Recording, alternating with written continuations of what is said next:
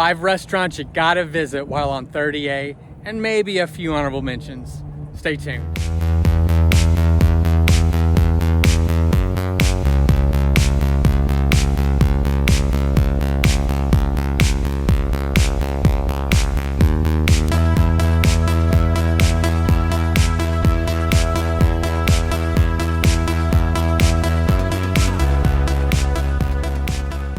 Okay, let's get right into it. 5 restaurants that you need to try while you're visiting 30A. Now, let's set the table here. I know there's going to be a lot of opinions on this. There's going to be some that I've left out. I will tell you the restaurant scene on 30A has improved greatly since when my family and I started visiting here.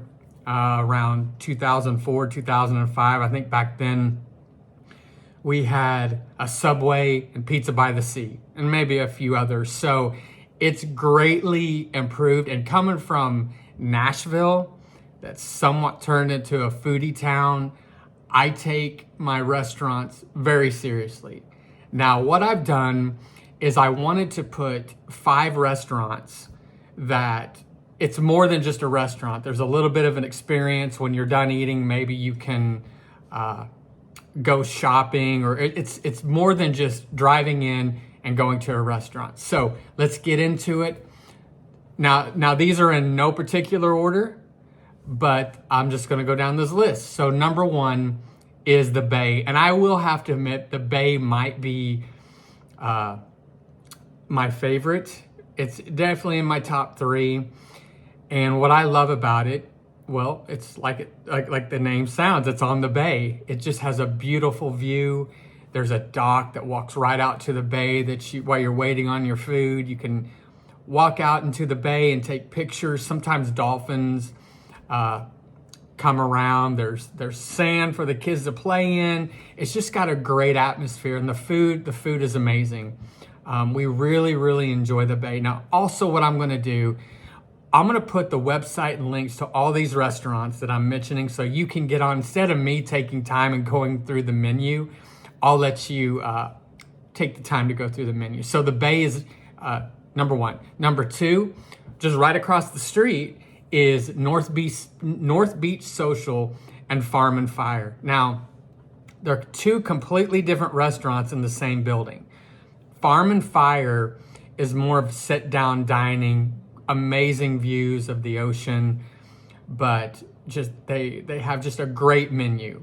I highly recommend Farm and Fire.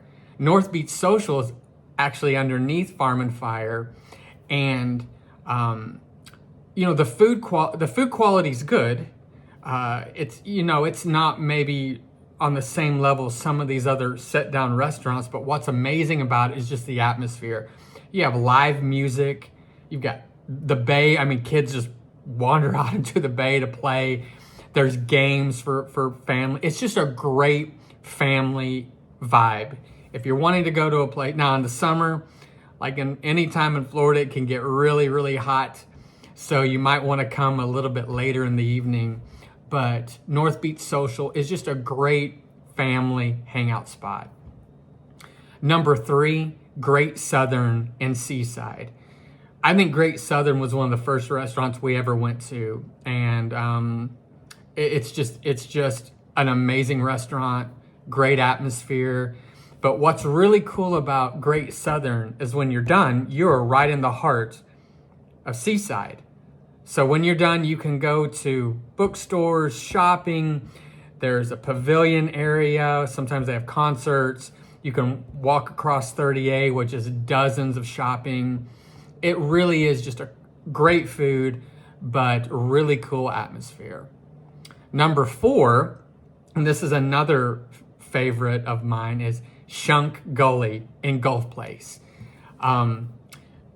Great atmosphere, great food, live music. We go there quite often to listen to the live music. It overlooks the Gulf, and it's just beautiful. Now, during busy season, it can get really crowded, so this is one that you'll want to show up early if you're here during, the busy season from spring break to summer. But Shunk Gully, and when you're done, you're right across the street from an amazing beach access, shopping. It's a great place to go visit and eat.